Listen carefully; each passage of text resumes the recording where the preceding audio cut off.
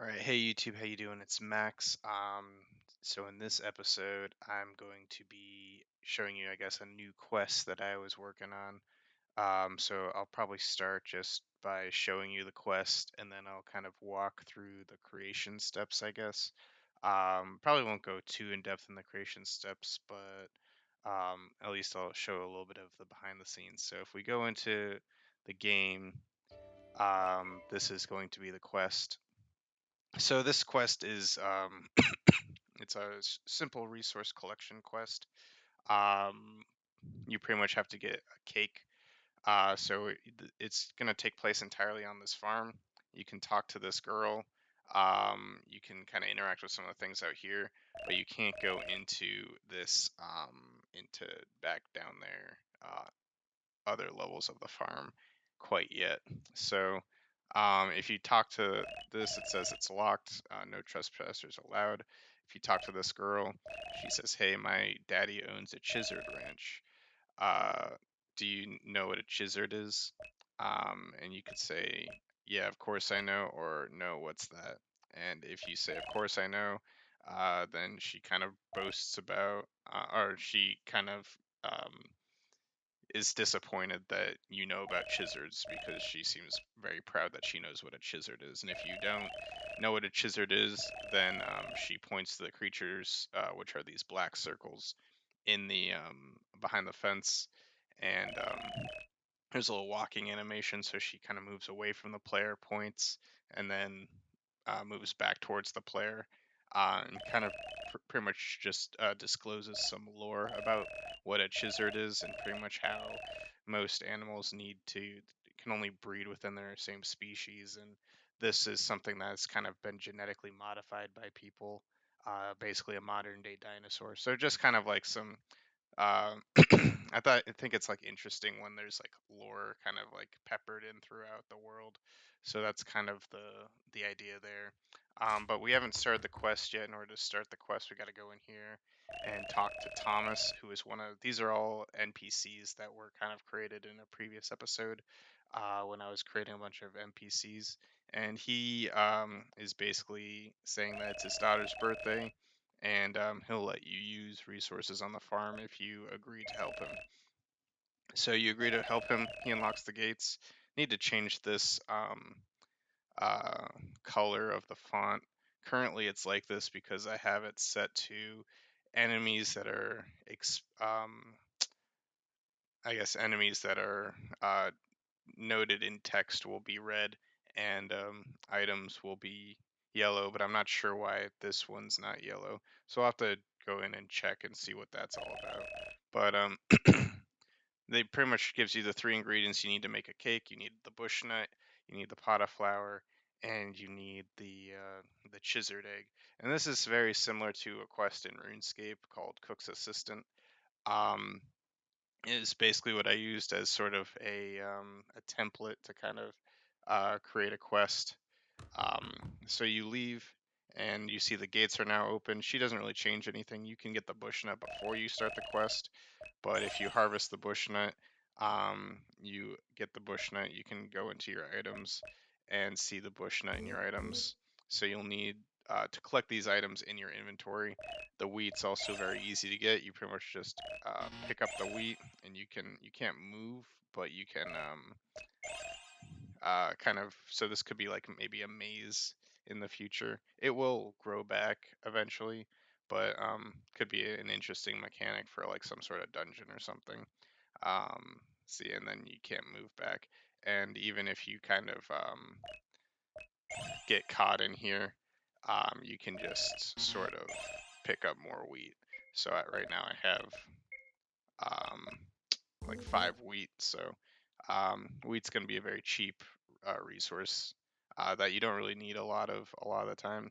So that's just something. And then Michael is the son, and he says, "Oh Deus, you scared me," and that's just kind of like a placeholder for like um, eventually I'll want to like create like a pantheon of gods and stuff like that.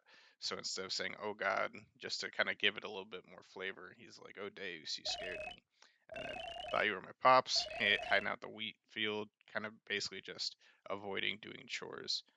And then you can fight these things, which are the chizards, and this is sort of the I'm limited in terms of what assets I can use. So I was looking at this, and it's a cockatrice, but I thought it'd be more interesting to kind of make a new animal, so I called it a chizard.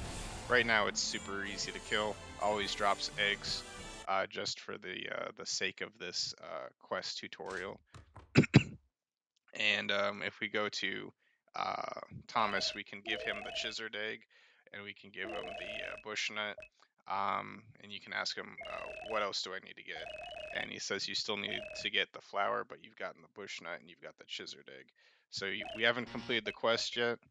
And then you can kind of interact with this hopper kind of thing. And it says there's no flower in the hopper. So eventually you might see the stairs, go up the stairs, and you see this lever, and you see this this bucket. And if you click on the lever, you know that nothing really happens. If you get confused, even though it's not super hard, you just put the wheat in the bucket and then pull the lever. But if you talk to Gretchen, who is the wife, she kind of goes through like you know, how she's a big miller, and you know, asks you if you need help using the stuff, and you can be like, can you teach me?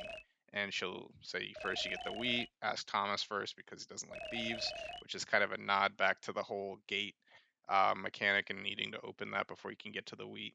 So if you go up and talk to her before you do that, then that will kind of give you a hint that you need to talk to him before um, and accept the quest before you can go get the wheat. Then you bring the wheat up here, put it in the little bucket, and then you pull the lever, watch the magic happen, and then you go down to the first floor and collect the flour.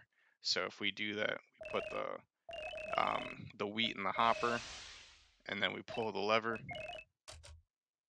We see a little animation where the bucket was full with a top on, and then it turned back into an empty bucket. And we saw that hopper. I guess it's just like a box for now, because again, limited in terms of assets. But you see that fill up with like some sort of grain. And this is also just like a fireplace, but I thought it was the asset that really kind of showed what was going on the most, with like a little um, chimney, I guess, for the flour to come down and then empty out into this barrel or this hopper box, whatever. So you can take it, and then that's the last of the stuff, and then you get a reward. There's a little sound that plays, and that's just a simple quest that, you know, is kind of just like the base for, you know, maybe future quests. So he says, thanks for helping me out. And, you know, it'd be cool to add like a little cutscene at the end of them, like maybe eating the cake or something. I think there might be an asset in here for some sort of cake. So one of these might be something to do. Like that's just like assorted cakes. That could be something cool. But yeah, so that's the quest. I'll walk you through a little bit of the mechanics behind it. So if we look into this room, we can see that there's a hopper. And in the hopper, it's pretty simple. It's pretty much just if there is no switch on, then this will be the default. And it says there's no flower in the hopper. So if you click on this without there being this switch being on, then it's just this generic text. If there is flour in the hopper, if this switch is on, then it will tell you that there's flour in the hopper.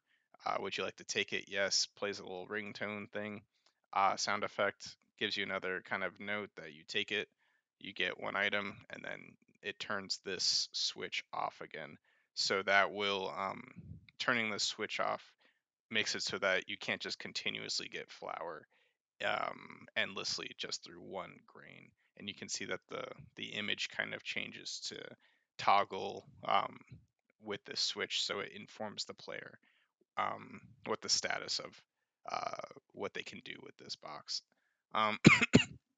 These are just you know, the stairs leading upwards. This is just an exit out of the place to the front. And then you've got Thomas, who has 3 different pages. So his first page is just kind of the quest acceptance, where he gives you like the rundown of, it's my daughter's birthday, I need help. You have the choice to help him, and this quest start will toggle to trigger the gates. So you have to accept the quest in order to trigger the unlocking of the gates. I'll have to kind of go into this one to change that text color, because it was red and that one was yellow, but I'll do that another time. Once you've started the quest, all of this is pretty much just tracking, allows the player to track their progress in the quest in a way. So I created all of these kind of events for this. So these upper 2 are for the flour and wheat in the hopper, and then this is to start the quest, this is to complete the quest, and then I've got 3 switches that turn on or off depending on if you've collected the flour, the egg, or the bushnut. So if you have started the quest, and if the flour switches off, which it should be off by default because you haven't toggled. The only way to toggle it on is to have flour in your inventory, if that makes sense. So all 3 of these start off. All switches by default start in the off position. And so if the game checks if this switches off, and then if you have flour in the party, and I guess this might be redundant, but a reason why you'd want to the switch to be off is so that if you have already done this, once you've already done it and it turns on, then you don't get this repeated message again, if that makes sense. Um, so if this switches off, and if you have flour in your party, he'll give you a note that says, "Great, you've collected the flour." You'll get the item thing that goes off, the sound effect, and then it will turn the switch on, which will negate this I guess message from appearing again, and then it will also increase the variable of farm quest items by 1. And the reason why I did this is to later track that once you've gotten 3 farm quest items, then it will complete the quest. So that's kind of what that's for. You could do something where it's like if flour switches on, if egg switches on, and if bushnut switches on, then the quest is completed. But it feels a little clunky on the coding side of things, so I like to have a quest item variable here as well, and that's kind of important. It's not that important, but it's just cleaner when you have a lot more quest items to get and stuff like that. So like if you're doing something where you have to collect like 28 different quest items, that code's going to look really sloppy if it's like if quest item 1, 2, 3, 4, 5, 6, 7, 8, etc. is all, then quest is complete. So there's just multiple ways to code things, and I like this kind of thing because it seems cleaner. So these first 3 are just determining if the flour switch, the egg switch, and the bushnut switch is on. Then you've got the um, thing I was just talking about, where it counts how many quest items you've done. Once you've collected 3 quest items, then it says, "Oh, it looks like you've collected all the ingredients. Here's the reward. Quest complete," pretty much. And this directional fix is something very so if because the guy has if say he's facing this image, pretty much denotes where the character, the NPC, is facing. So if you click on him, the directional fix is currently off, which means that um, he will look at you pretty much, and so it looks like he's talking to you instead of just continuously facing north. So directional fix kind of determines that, because when you look at like the characters on this animation thing, um, he has to like change his image to there's like an ability to change your image, I guess. So what happens when you go to the next you do the quest complete and you turn this switch on, it will automatically go to this. So if I do that, then he will automatically face away from you and face north again. So why I like the direction fix to turn that on, so that he continues to look at the player, until the end of the conversation where you leave. Then he goes back to facing north, if that makes sense. It probably would make a lot more sense if I showed you what that looks like, but it's not that important. And it's just a little thing that sometimes in games you'll see like the character kind of move uh, like awkwardly in the middle of a conversation, and that's kind of just to prevent that because the page is switching due to a switch. So that's the directional fix. And then also, we're talking about the end of the quest.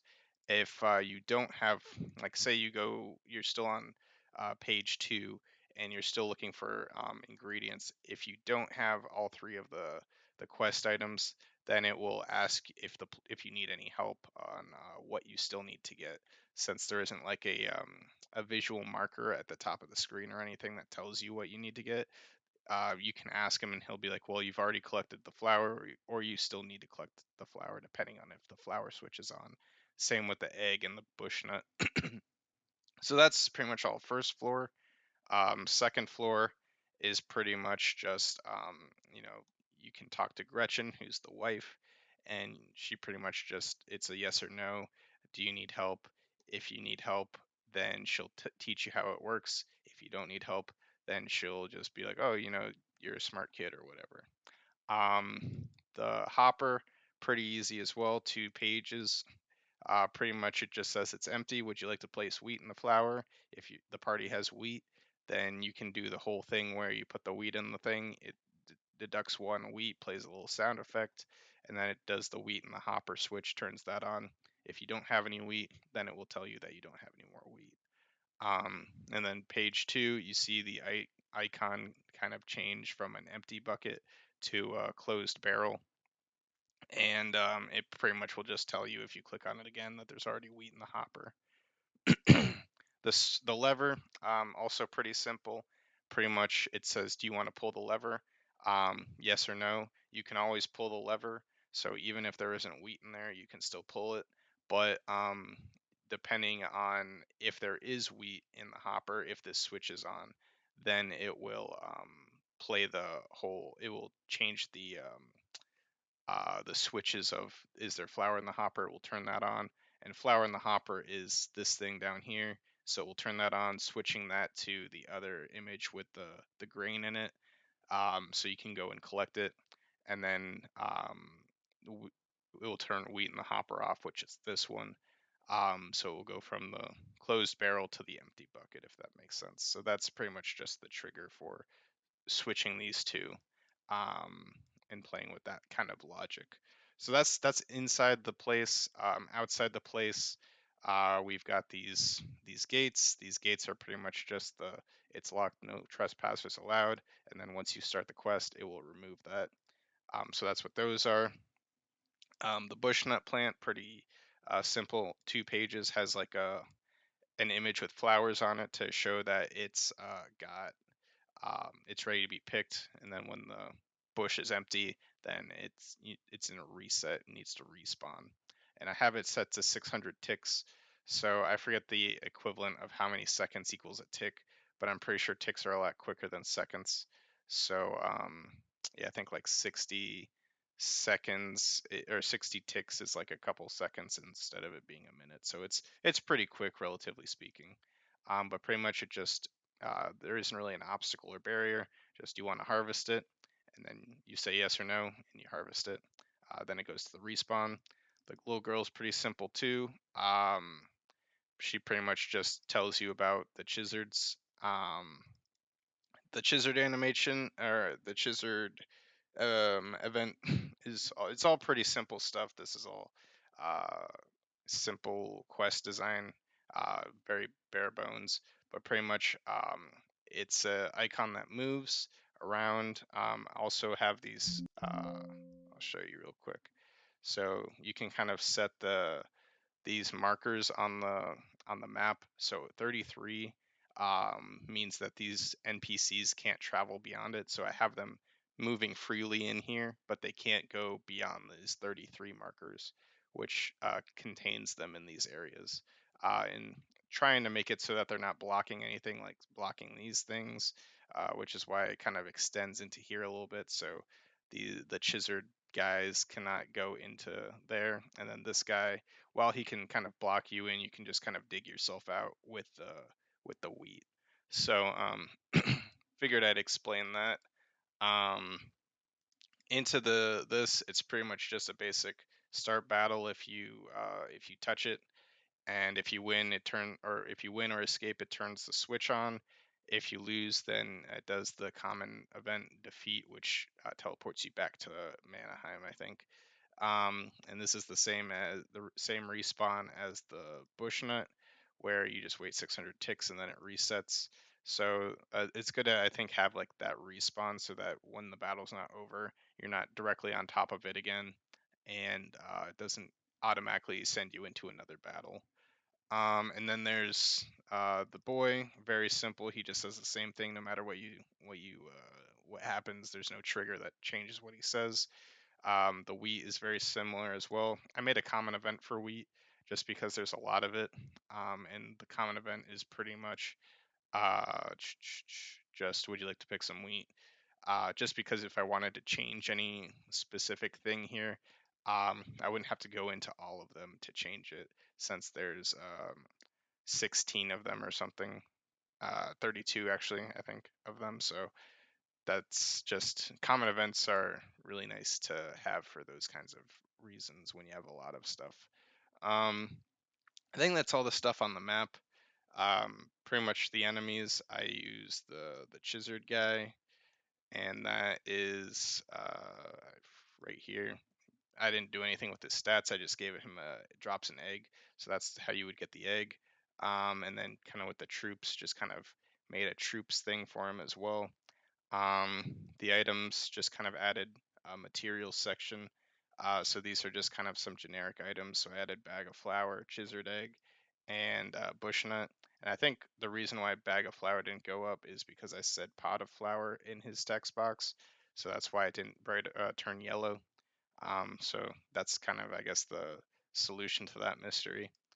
And I think that's pretty much it. Nothing else too much. Just kind of a simple quest. But as you can see, like it takes 20 minutes to kind of explain it. So it takes a lot longer to create it, and then it's only like maybe a 5 minute long quest. So it will be kind of interesting seeing how long it takes to make like maybe I'll make a video in the future of just like a start to finish how long it takes to make a quest, just to kind of I guess reference that. But that's pretty much it for this one. Just a simple little item collection quest. Yeah, stay tuned for more if this is interesting to you. Have a good rest of your day, and I'll see you later. Bye.